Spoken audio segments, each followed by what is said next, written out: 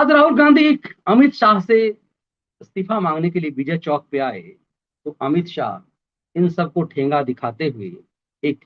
योजना को ट्वीट किया कि वो पूर्वोत्तर जा रहे हैं। अमित शाह शनिवार को शिलांग में होंगे। मेघालय के 2 दिवसीय यात्रा में वो मेघालय से पूरे पूर्वोत्तर के 7 सिस्टर स्टेट के चीफ मिनिस्टर, वहां के गृह सचिव, सचिव, इन सब के साथ बैठक करेंगे और पूर्वोत्तर के डेवलपमेंट को लेकर के अरुणाचल प्रदेश, असम, मेघालय, त्रिपुरा, नागालैंड, मिजोरम, सिक्किम, इन 7 सिस्टर के तमाम राज्यों के मुख्यमंत्री, उनके सचिव, गृह सचिव, इन सब के साथ उनकी बैठक होगी। और इस बैठक में जो चाइना के साथ जो बॉर्डर से संबंधित है, कुछ सामाजिक संस्थाओं के साथ उनकी बैठक होगी।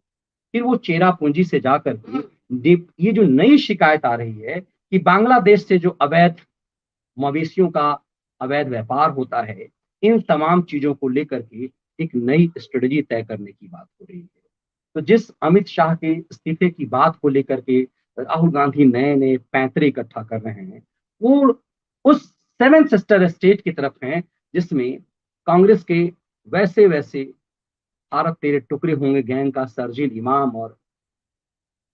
इस तरह के लोग, उमर खालिद जैसे लोग, जिनने एक स्क्रिप्ट लिखी थी कि पूर्वोत्तर को भारत से कैसे अलग करना है। इसके लिए मवाद जहां से बैठाना था, वो जहां जहां पर वो चिकन नेक की वो बात कर रहे थे, उस इलाके को काट करके जिस पूर्वोत्तर को अलग करने की बात कर रहे थे, उसके लिए सरकार ने कई सारी योजनाओं की प्लानिंग की है।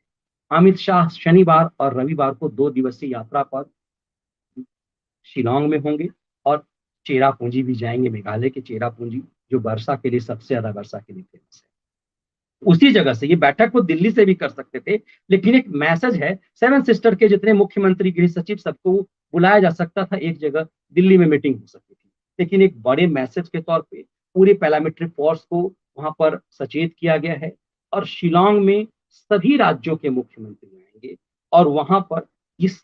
बड़े लेवल पे पूर्वोत्तर के लेकर के प्लानिंग है। खास करके अरुणाचल प्रदेश के कई इलाके पर जो माना जा रहा है कि चीन की घुसपैठ है, उन तमाम चीजों को लेकर सामाजिक संगठनों से बात होगी। मतलब सिर्फ राजनेताओं से नहीं, सिर्फ सेना, सीआरपीएफ के जवानों से नहीं, पुलिस वालों से नहीं, गृह सचिवों से नहीं, बल्कि कई चरणों में सामाजिक संगठनों से बात होगी। बताया जा रहा है कि अरुणाचल प्रदेश जैसे कई हिस्सों में माना जा रहा है कि चीन ने कुछ बाउंड्री वाल बनाया है, कुछ निर्माण के कार्य किए हैं। दरअसल इस दिशा में पूर्वोत्तर के नाम पर, ये सिर्फ यदि अरुणाचल के नाम पर होता तो एक गलत मैसेज जाता इंटरनेशनली, इस लिहाज से कि कैसे कैसे नागरिक संगठनों से बात करनी है, सीमा विवाद किस ढंग का है, आम पब्लिक इसको इसे लेकर के कैसे कहती है। और ये बताया जा रहा है कि अलग अलग संगठनों से जो प्लानिंग की है, पॉलिटिकली बहुत सारे लोगों को इसकी जानकारी नहीं। शाह इस स्टाइल में काम करते हैं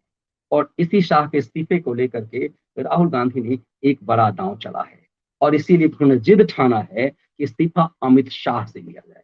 दरअसल ये बात इसलिए कहते हैं क्योंकि अमित शाह से सबसे ज्यादा आज की तारीख में नरेंद्र मोदी से भी ज्यादा गुस्सा शांति प्रिय समुदाय के लोगों को अमित शाह से है। तो अमित शाह से इस्तीफे की बात सिर्फ और सिर्फ इसलिए, इस स्ट्रेटजी के तहत, कि शांति प्रिय समुदाय के लोगों को खुश किया जा सके। एक समुदाय विशेष यदि किसी एक पर्टिकुलर चीज से खुश हो जाती है तो सबसे आसान होता है उस पर पॉलिटिक्स करना। तो अमित शाह से इस्तीफा इसलिए क्योंकि बीते दिनों में जो सबसे ज्यादा गुस्सा है एक खास समुदाय को, वो अमित शाह से है कि सीए लेकर के आ गए, ये एनआरसी लाने की बात कर रहे हैं, 370 पर प्लानिंग इनकी है, ये तमाम चीजें उन्हें लगता है कि हमारे वजूद के खिलाफ है। और अमित शाह, जिस तरह से अमित शाह ने दिल्ली में शाहीन साजिश के समय में जो दिल्ली में कई तरह के बयान दिए कि आप इतनी जोर से बटन दबाना कि आवाज शाहीन बाग तक जाए, ये तमाम चीजों को लेकर के दूसरे रूप में देखा गया। इसीलिए इस राहुल गांधी ने अमित शाह से इस्तीफा क्यों मांगा है, इसका मायने मतलब आपको बेहतर समझ में आएगा। लेकिन इस इस्तीफे की मांग को लेकर को नजरअंदाज कर उन्हें आम के टेस्ट पर चर्चा करने को छोड़ते हुए अमित शाह 7 सिस्टर स्टेट में होंगे। दिलचस्प ये होगा कि कई चीजें, शाही योजना में क्या कुछ होता है, ये तब पता चलता है जब उसको अंजाम दे दिया जाता है। तो इंतजार कीजिए शनिवार और रविवार को शाही दौरे का शाही दांव क्या होगा।